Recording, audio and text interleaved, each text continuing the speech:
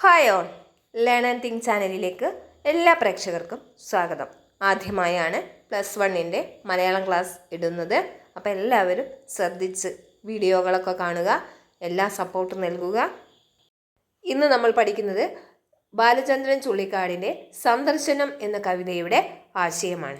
എല്ലാവർക്കും നല്ല പരിചയമുള്ള കവിയാണ് ബാലചന്ദ്രൻ ചുള്ളിക്കാട്. അദ്ദേഹം കുറേയധികം സിനിമകളിലും അഭിനയിച്ചിട്ടുണ്ട്. മലയാളത്തിൻ്റെ പ്രിയ കവി ബാലചന്ദ്രൻ ചുള്ളിക്കാടിൻ്റെ സന്ദർശനം എന്ന കവിത പ്രണയാനുഭവത്തിൻ്റെ സത്യസന്ധമായ ആവിഷ്കാരമാണ്. അകന്നുപോയ കാമുകിയെക്കുറിച്ചുള്ള വിഷാദഭരിതമായ വരികളാണ് ഈ കവിതയിൽ ഉള്ളത്.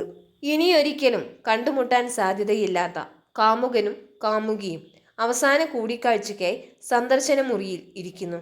അധിക നേരമായിട്ടും അവർക്കൊന്നും മിണ്ടാൻ കഴിയുന്നില്ല. വേദന കടിച്ചമർത്തി മൗനമായി ഇരിക്കുകയാണവർ. ഒഴിവാക്കാനാവാത്ത വേർപിരിയൽ അവരെ വല്ലാതെ വേദനിപ്പിക്കുന്നു. പുറത്ത് ജീവിതം പോലെ പകൽ വെളിച്ചം പൊലിഞ്ഞു പോകുന്നതും കിളികൾ കൂടണയും പോലെ ഓർമ്മകൾ കെട്ടടങ്ങുന്നതും കവി വരച്ചിടുന്നു. മിഴികളിൽ നിന്നും അവൾ നഷ്ടപ്പെടുന്നതിൻ്റെ വേദന കവിയെ വേട്ടയാടുന്നു. അതുകൊണ്ട് തന്നെ നെഞ്ചിടിപ്പിൻ്റെ വേഗവും കൂടുന്നു. നിശ്വാസത്തിൽ പോലും സംഗീതമുണ്ടായിരുന്ന പ്രണയത്തിൻ്റെ ഒരു വസന്തകാലം അവർക്ക് രണ്ടുപേർക്കും ഉണ്ടായിരുന്നു. പറയാൻ ഒരുപാടുണ്ടെങ്കിലും ഇന്ന് വാക്കുകൾ തൊണ്ടയിൽ പിടഞ്ഞില്ലാതാവുന്നു. പൊൻചെമ്പകം പൂത്ത കരൾ കരിഞ്ഞുപോയിരിക്കുന്നു. കറ പിടിച്ച ചുണ്ടിൽ കവിത പോലും വരണ്ടുപോയിരിക്കുന്നു. പ്രണയത്തിൻ്റെ മധുരതരമായ സ്മരണകളിലേക്ക് കവി മനസ്സ് പായുന്നു. കനകമൈലാഞ്ചി നീരിൽ തൊടുത്ത അവളുടെ വിരൽ തൊടുമ്പോൾ കിനാവ് ചുരന്നിരുന്നതും നെടിയ കണ്ണിലെ കൃഷ്ണകാന്തങ്ങളുടെ കിരണങ്ങളേറ്റ് മനസ്സിലെ ചില്ലകൾ പൂവിട്ടിരുന്നതും അവളോടൊത്തുള്ള മനോഹര സന്ധ്യകളും ഇന്ന് മറവിയയിലേക്ക് മറഞ്ഞു തുടങ്ങിയിരിക്കുന്നു.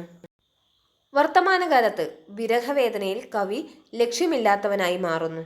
മരണവേഗത്തിലോടുന്ന വണ്ടികളും നഗരത്തിലെ നിത്യപ്രയാണങ്ങളും മദ്യത്തിൽ മുങ്ങി സത്രങ്ങളിൽ കഴിയുന്ന നരകരാത്രികളും ഇങ്ങനെ ഏകാന്തതയിൽ മനസ്സ് അസ്വസ്ഥമാകുന്ന വേളയിലും ജനാന്തര സാന്ത്വനമായി അവളുടെ മുഖം തന്നെയാണ് മനസ്സിൽ തെളിയാറുള്ളത് എന്നും കവി ഓർമ്മിക്കുന്നു.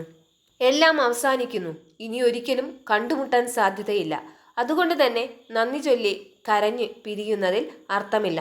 കാരണം തങ്ങൾ പണ്ടേ പിരിഞ്ഞവരാണല്ലോ എന്ന ചിന്തയിൽ കവിത അവസാനിക്കുന്നു. പ്രണയത്തിൻ്റെ മാധുര്യവും വിരഹത്തിൻ്റെ വേദനയും വൈകാരിക തീവ്രതയോടെ അനുവാചകനിൽ എത്തിക്കാൻ കവിക്ക് നിഷ്പ്രയാസം കഴിഞ്ഞിരുന്നു. ഈ കവിതയുടെ ആശയം എല്ലാവർക്കും മനസ്സിലായിട്ടുണ്ടാവുമെന്ന് കരുതുന്നു. നിങ്ങളുടെ എല്ലാ സപ്പോർട്ടും എനിക്ക് ആവശ്യമാണ്.